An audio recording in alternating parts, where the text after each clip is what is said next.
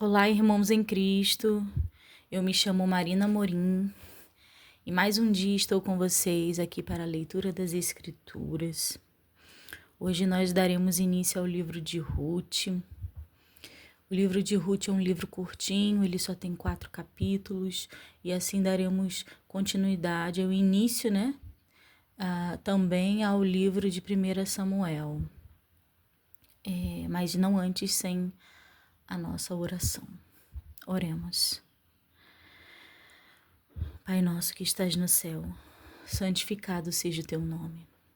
Venha a nós o teu reino, seja feita a tua vontade, assim na terra como no céu. O pão nosso de cada dia nos dai hoje. Perdoai as nossas dívidas, assim como nós perdoamos os nossos devedores. E não nos deixeis cair em tentação, mas livra-nos do mal, porque teu é o reino, a honra e a glória, para todo sempre. Amém. Senhor, mais um dia, inclinamos nossas cabeças e colocamos nossos ouvidos, Senhor, neste propósito, para ouvirmos, Senhor, da sua palavra, para recebermos, Senhor, uma pequena porção dos céus, demonstrada na sua palavra, Pai.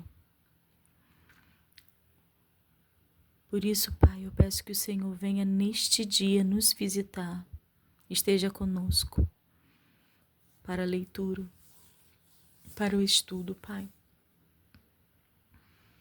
Nos torne, Senhor, capazes de compreender cada palavra que aqui está escrita. E para que nós não sejamos enganados. E para que a sua palavra more em nossos corações. Em nome de Jesus. Amém. E graças a Deus. Esse é o livro de Ruth. Vamos ler um pouquinho da síntese sobre o livro, né?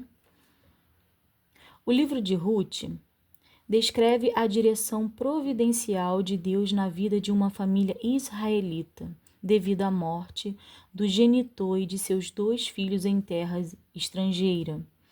Corre em perigo o nome e a herança desta família. Contudo, a situação extrema do homem é a oportunidade de Deus, por força da conduta de um parente que, inspirado por nobres ideais, cumpre suas obrigações, a linha hereditária permanece inalterada.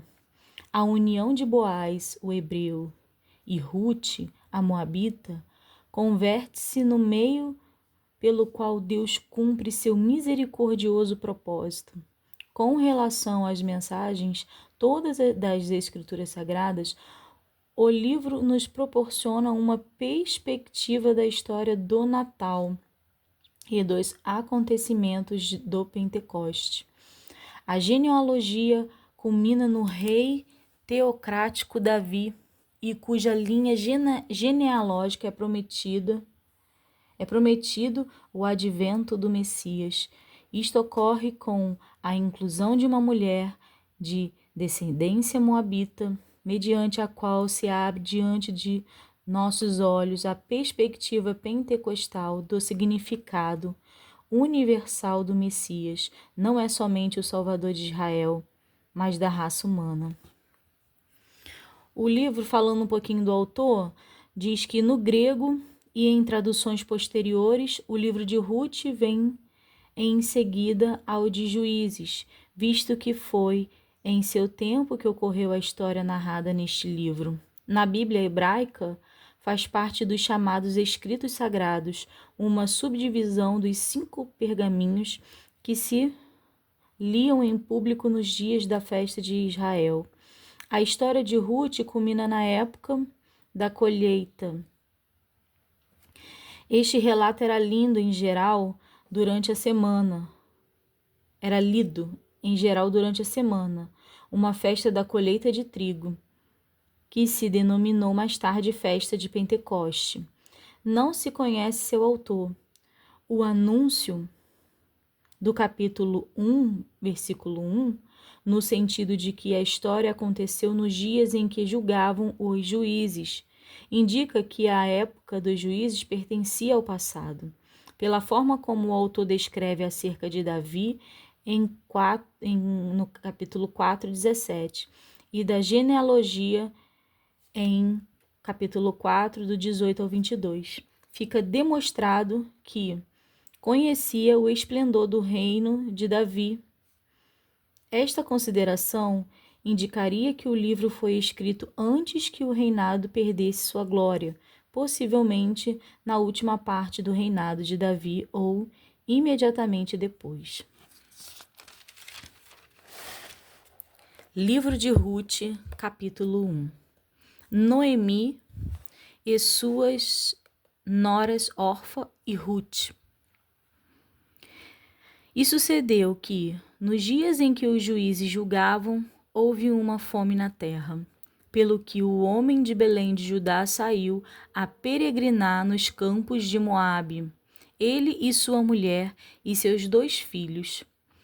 E era o nome deste homem Elimeleque, e o nome de sua mulher Noemi, e os nomes de seus 2 filhos Malom e Quilion, efrateus, de Belém de Judá, e vieram aos campos de Moabe e ficaram ali. E morreu Elimeleque, marido de Noemi, e ficou ela com seus 2 filhos, os quais tomaram para si mulheres moabitas, e era o nome de uma Orfa e o nome da outra Ruth, e ficaram ali quase 10 anos. E morreram também ambos, Malom e Quilion, ficando assim esta mulher desamparada dos seus 2 filhos e de seu marido. Então se levantou ela com suas noras e voltou dos campos de Moabe, porquanto na terra de Moabe ouviu que o Senhor tinha visitado o seu povo, dando-lhe pão. Pelo que saiu do lugar onde estivera, e as suas 2 noras com ela.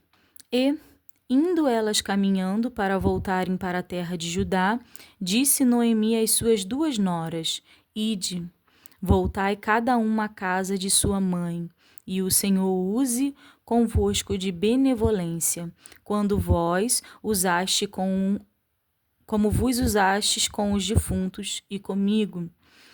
O Senhor vos dê que acheis descanso cada uma em casa de seu marido. E, beijando-as ela, levantaram a sua voz e choraram.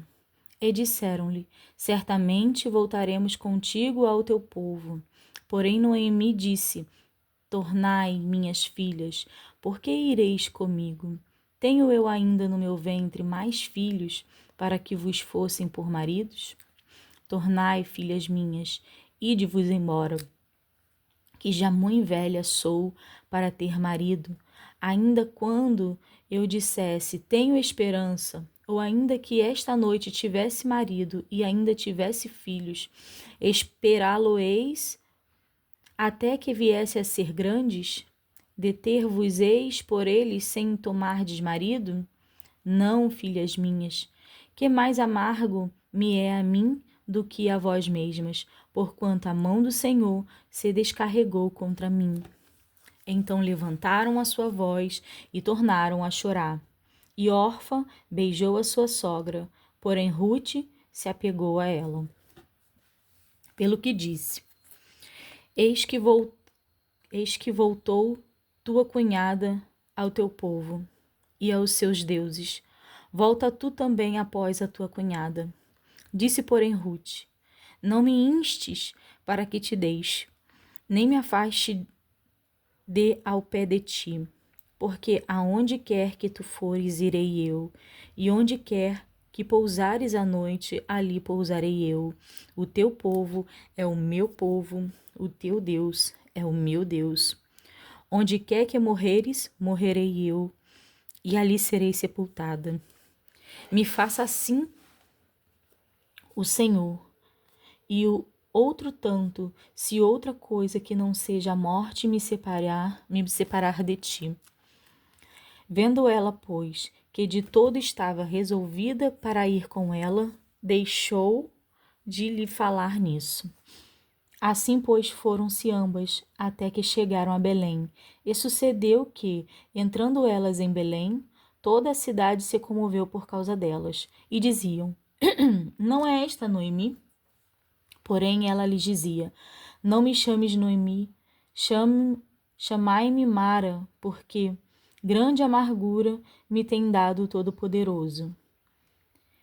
Cheia parti, porém vazio o Senhor me fez tornar. Porque, pois, me chamareis Noemi, pois o Senhor testifica contra mim, e o Todo-Poderoso me tem afligido tanto. Assim Noemi voltou, e com ela Rute a Moabita, sua nora, que voltava dos campos de Moabe, e chegaram a Belém no princípio da cega das cevadas. Rute vai rabiscar espigas, capítulo 2. E tinha Noemi um parente de seu marido, homem valente e poderoso, de geração de Elimeleque, e era o seu nome Boaz. E Rute a Moabita disse a Noemi: Deixe-me ir ao campo. Eu apanharei espigas atrás daqueles em cujos olhos não achar graça. E ela lhe disse: Vai, minha filha. Foi, pois, e chegou, e apanhava espigas no campo, após os segadores, e caiu-lhe em sorte uma parte do campo de Boaz, que era da geração de Elimeleque. E eis que Boaz veio de Belém e disse aos segadores: O Senhor seja convosco. E disseram-lhes eles: O Senhor te abençoe. Depois disse Boaz a seu moço, que estava posto sobre os segadores: De quem é esta moça? E respondeu o moço que estava posto sobre os segadores e disse: Esta é a moça moabita, que voltou com Noemi dos campos de Moabe. Disse-me ela: Deixa-me colher espigas e ajuntá-las entre as gavelas após 2 segadores. Assim ela veio e desde pela manhã está aqui até agora, e a não ser por um pouco que esteve sentada em casa. Boaz fala a Rute benignamente. Então disse Boaz a Rute: Não ouves, filha minha?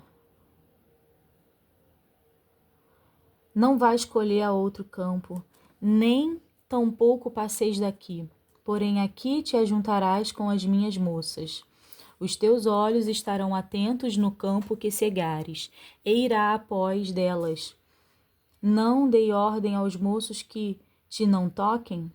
Tendo tu sede, vai aos vasos e bebe do que os moços tirarem. Então ela caiu sobre o seu rosto e se inclinou à terra e disse-lhe: Por que achei graça em teus olhos para que façais caso de mim, sendo eu uma estrangeira? E respondeu Boaz e disse-lhe: Bem se me contou quanto fizeste a tua sogra, depois da morte de teu marido, e deixaste a teu pai e a tua mãe, e a terra onde nasceste, e vieste para um povo que dantes não conheceste. O Senhor galardoe o teu feito, e seja cumprido o teu galardão do Senhor Deus de Israel, sob cujas asas te vieste abrigar. E disse ela: Ache eu graça em teus olhos, Senhor meu, pois me consolaste e falaste ao coração da tua serva, não sendo eu nem ainda como uma das tuas criadas. E sendo já a hora de comer, disse-lhe Boaz: Achega-te aqui e come o pão, e molha o teu bocado no vinagre.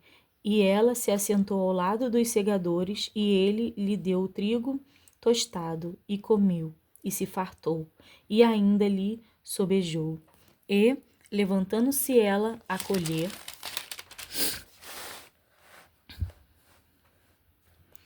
Boaz deu ordem aos seus moços, dizendo: Até entre as gavelas deixai-a colher, e não lhe embaraceis, e deixai cair alguns punhados, e deixa-os ficar, para que o escolha e não a repreendais. E esteve ela andando naquele campo até a tarde, e debulhou o que apanhou, e foi quase uma efa de cevada.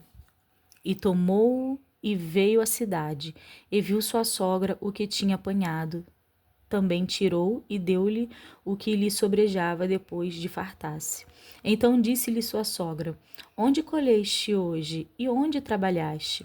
Bendito seja aquele que te reconheceu. E relatou a sua sogra com quem tinha trabalhado e disse: O nome do homem com quem hoje trabalhei é Boaz. Então Noemi disse à sua nora: Bendito seja do Senhor, que ainda não tem deixado a sua beneficência, nem para com os vivos, nem para com os mortos. Disse mais Noemi: Este homem é nosso parente chegado, e um dentre os nossos remidores. E disse Rute a Moabita: Também ainda me disse: Com os moços que tenho te ajuntarás até que acabem toda a cega que tenho. E disse Noemi, a sua nora, Rute: Melhor é, filha minha, que saias com as suas moças, para que noutro campo não te encontrem. Assim, ajuntou-se com as moças de Boaz para colher, até que a cega das cevadas e dos trigos se acabou, e ficou com a sua sogra. Rute vai deitar-se aos pés de Boaz, capítulo 3. E disse-lhe Noemi sua nora: Minha filha, não hei de eu buscar descanso para que fiques bem? Ora, pois, não é Boaz, com cujas moças estiveste, é de nossa parentela? Eis que esta noite padegerá a cevada na eira. Levanta-te, pois, e unge-te, e veste os teus vestidos, e desce a eira. Porém, não te deis a conhecer ao homem, até que tenha acabado de comer e beber. E há de ser que, quando ele se deitar, notará o lugar em que se deitar. Então entra e descobre-lhes os pés, e te deitarás, e ele te fará saber o que deves fazer. E ela lhe disse: Tudo quanto me disseres, farei. Então foi para a eira e fez conforme a tudo quanto sua sogra lhe tinha ordenado. Havendo, pois, Boaz comido e bebido, e estando já o seu coração alegre, veio deitar-se ao pé de uma meda. Então veio ela de mansinho e lhe descobriu os pés e se deitou. Boaz promete a Rute casar com ela. E sucedeu que pela meia-noite o homem estremeceu e se voltou, e eis que uma mulher jazia a seus pés. E disse ele: Quem és tu? E ela disse: Sou Rute, tua serva. Estende, pois, tua aba sobre a tua serva, porque tu és o remidor. E disse ele: Bendita sejas tu do Senhor, minha filha. Melhor fizeste esta tua última beneficência do que a primeira. Pois, após nenhum mancebo foste, quer pobres, quer ricos. Agora, pois, minha filha, não temais, tudo quanto disseste te farei. Pois toda a cidade do meu povo sabe que és mulher virtuosa. Porém, agora é muito verdade que eu sou remidor, mas ainda outro remidor há mais chegado do que eu. Fica-te aqui esta noite, e será que pela manhã, se ele te redimir, bem está, ele te redima. Porém, se te não quiser redimir, vive o Senhor, que eu te redimirei. Deita-te aqui até amanhã. Ficou-se, pois, deitada a seus pés até pela manhã, e levantou-se antes que pudesse um conhecer ao outro. Portanto disse: Não se saiba que alguma mulher veio à eira. Disse mais: Dá cá o roupão que tens sobre ti, e tem mão nele. E ela teve mão nele, e ele mediu 6 medidas de cevada, e lhe pôs em cima. Então entrou na cidade. E veio a sua sogra, a qual disse: Quem és tu, minha filha? E ela lhe contou tudo quanto aquele homem lhe fizera. E disse mais: estas 6 medidas de cevada me deu, porque me disse: não vais vazia tua sogra. Então disse ela: sossega, minha filha, até que saibas como irá o caso, porque aquele homem não descansará até que conclua hoje este negócio. Boaz casa com Ruth, capítulo 4. E Boaz subiu à porta e assentou-se ali, e eis que o remidor de que Boaz tinha falado ia passando. E disse-lhe: o fulano, desvia-te para cá, assenta-te aqui. E desviou-se para ali e assentou-se. Então tomou 10 homens dos anciões da cidade e disse: assentai-vos aqui. E assentaram-se. Então disse ao remidor: aquela parte da terra que foi de Elimeleque, nosso irmão, Noemi, que tornou da terra dos Moabitas, a vendeu. E disse eu: manifestá-lo-ei em teus ouvidos, dizendo: toma-a diante dos habitantes e diante dos anciões do meu povo, se a has de redime-a, e, se não houver de redimir, declara-mo, para que o saiba, pois outro não há senão tu que a redima, e eu depois de ti. Então disse ele: eu a redimirei. Disse, porém, Boaz: no dia em que tomares a terra da mão de Noemi, também a tomarás da mão de Ruth, a moabita, mulher do defunto, para suscitar o nome do defunto sobre a sua herdade. Então disse o remidor: para mim não a poderei redimir, para que não dane a minha herdade. Redime tu a minha remissão para ti, porque eu não a poderei redimir. Havia, pois, já de muito tempo este costume em Israel, quanto à remissão e contrato, para confirmar todo o negócio que o homem descalçava o sapato e o dava ao seu próximo, e isto era por testemunho em Israel. E disse, pois, o remidor a Boaz: toma-a para ti, e descalçou o sapato.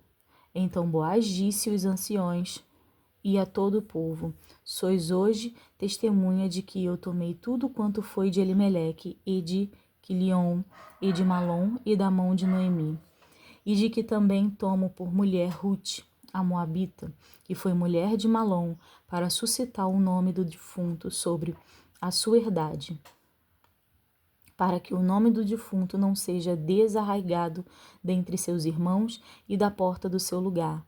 Disto sois hoje testemunhas.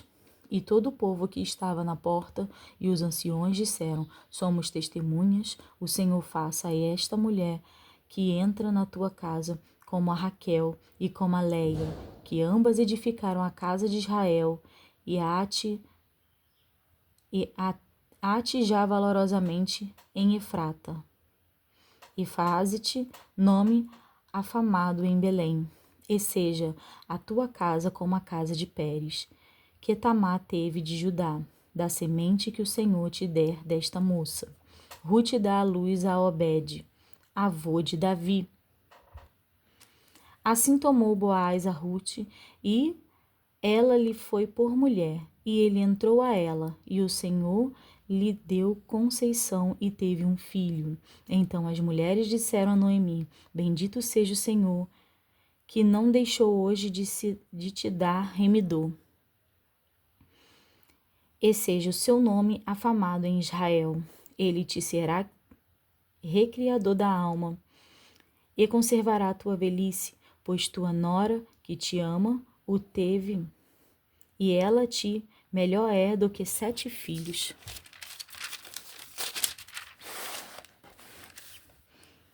E Noemi tomou o filho e o pôs no seu regaço, e foi sua ama.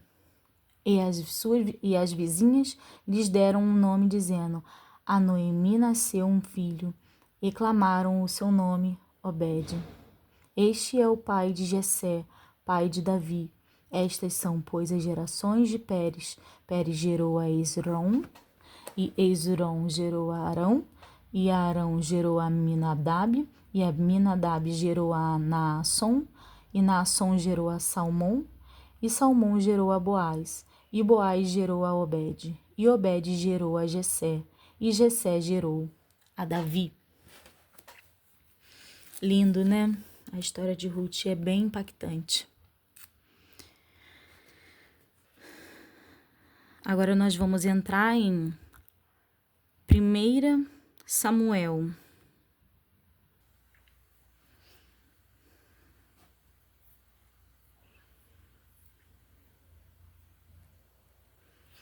E agora a gente vai dar continuidade a 1 Samuel e vamos ler a síntese sobre o livro. Os livros de Samuel relatam o período de transição da teocracia para a monarquia e o estabelecimento desta. A história começa nos dias finais dos juízes e nos deixa com o velho Davi firmemente entronizado como rei de Israel e de Judá. Samuel e Saul são os outros dois grandes personagens do livro. Samuel foi o último dos juízes e o primeiro dos profetas, homem de profunda piedade e discernimento espiritual. Dedicava-se totalmente à realização dos propósitos de Deus e para o bem de Israel. Embora não descendesse da linha genealógica de Arão, sucedeu a Eli no cargo sacerdotal. Ao que parece, foi o primeiro a estabelecer uma instituição para o preparo dos jovens que desejavam abraçar a vocação profética. Viu-se na contingência de seguir a Israel em alguma das mais profundas crises da sua história. No desempenho de suas funções quase alcança a estatura de Moisés. Embora não tivesse ambições pessoais, achou-se no papel de fazedor de reis, comissionado para ungir a Saul, o primeiro rei, e a Davi, o maior rei de Israel. Saul, o monarca, é um personagem enigmático. Era homem de extraordinária coragem, contudo lhe faltava a perseverança, ingrediente essencial para a grandeza. A inconstância de seu temperamento empanou todas as suas relações pessoais, e um medo mórbido de que se surgissem possíveis rivais embargou-lhe a mente e afetou seu raciocínio. De origem humilde, foi chamado a desempenhar a função mais elevada da nação.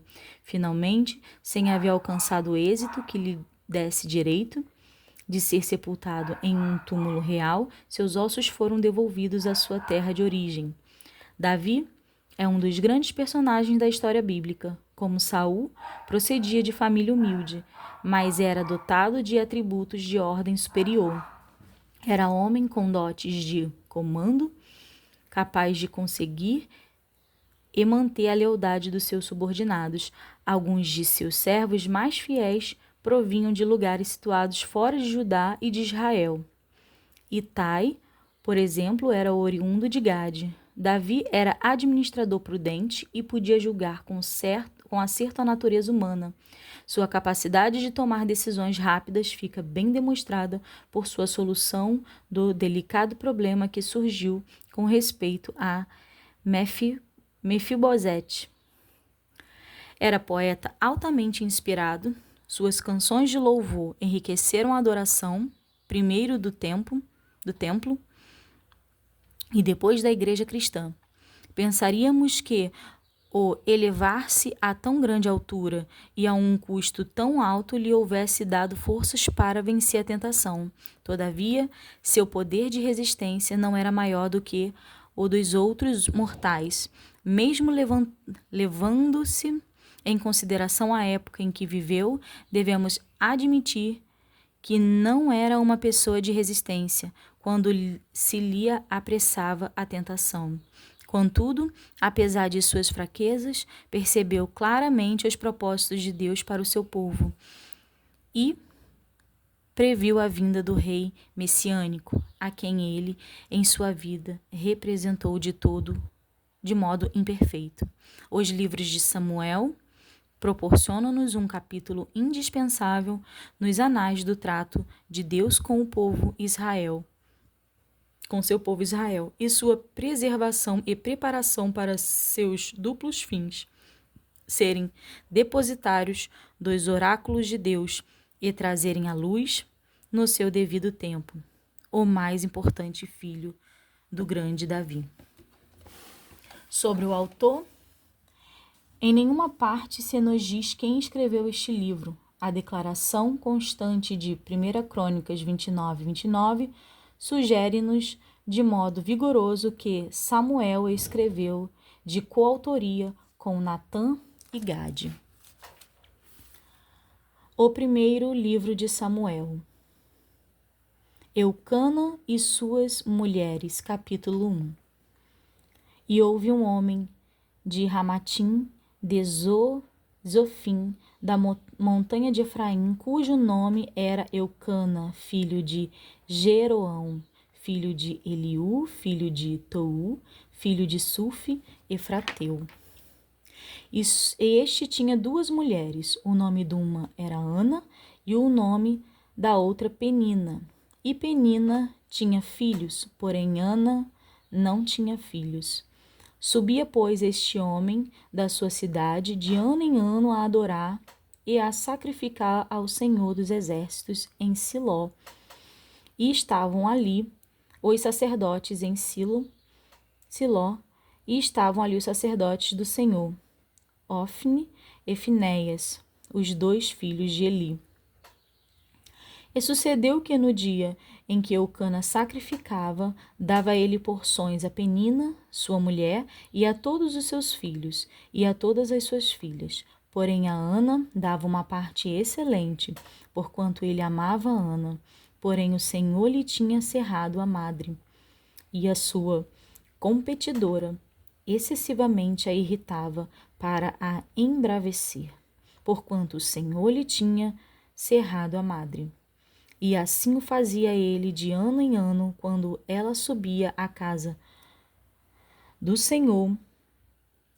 Assim a outra a irritava, pelo que chorava e não comia. Então Eucana, seu marido, lhe disse: Ana, por que choras? E por que não comes? E por que está mal o teu coração? Não te sou eu melhor do que 10 filhos? Ana roga a Deus que lhe dê um filho. Então Ana se levantou, depois que comeram e beberam em Siló, e Eli, sacerdote, estava sentada numa cadeira, junto a um pilar do templo do Senhor. Ela, pois, com amargura de alma, orou ao Senhor e chorou abundantemente. E votou um voto dizendo: Senhor dos exércitos, se benignamente atenderes para a aflição da tua serva, e de mim te lembrares, e da tua serva te não esqueceres, mas a tua serva deres um filho varão, ao Senhor o darei por todos os dias da minha vida, e sobre a sua cabeça não passará navalha. E sucedeu que, perseverando ela em orar perante o Senhor, Eli fez atenção à sua boca, porquanto Ana no seu coração falava, só se moviam os seus beiços.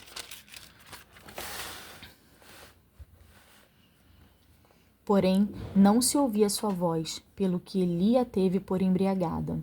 E disse Eli: Até quando estarás tu embriagada? Aparta-te de ti o teu vinho.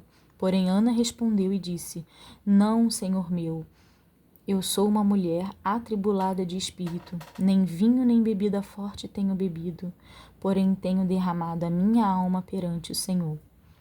Não tenhas, pois, a tua serva por filha de Belial, porque da multidão dos meus cuidados e do meu desgosto tenho falado até agora. Então respondeu Eli e disse: Vai em paz, e o Deus de Israel te conceda a tua petição que lhe pediste. E disse ela: Ache a tua serva graça em teus olhos.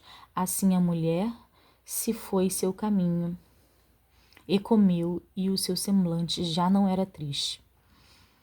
E levantaram-se de madrugada e adoraram perante o Senhor. E voltaram, e vieram à sua casa, a Ramá. E Eucana conheceu a Ana, sua mulher, e o Senhor se lembrou dela. nasce Samuel e é consagrada a Deus. E sucedeu que, passando algum tempo, Ana concebeu e teve um filho, e chamou o seu nome Samuel, porque dizia ela: o tenho pedido ao Senhor. E subiu aquele homem Eucana com toda a sua casa a sacrificar ao Senhor o sacrifício anual e a cumprir o seu voto. Porém Ana não subiu, mas disse a seu marido: quando o menino for desmamado, então o levarei para que apareça perante o Senhor e lá fique para sempre.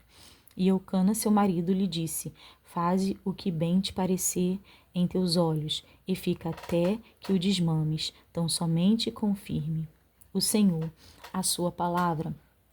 Assim ficou a mulher e deu leite a seu filho, até que o desmamou.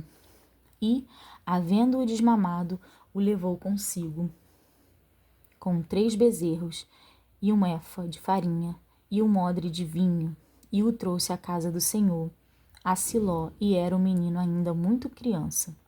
E degolaram um bezerro, e assim trouxeram o menino a Eli. E disse ela: ah, Senhor meu, viva a tua alma, meu Senhor. Eu sou aquela mulher que aqui esteve contigo para orar ao Senhor, porque por este menino orava eu. E o Senhor me concebeu a minha petição, que eu lhe tinha pedido, pelo que também ao Senhor eu o entreguei por todos os dias que vivi, pois ao Senhor foi pedido. E ele adorou ali ao Senhor. Muito forte, né? Histórias assim tremendas que falam diretamente aos nossos corações. Irmãos, somente até aqui, e eu deixo vocês com essa meditação, essas palavras. Fiquem na paz do nosso Senhor Jesus Cristo.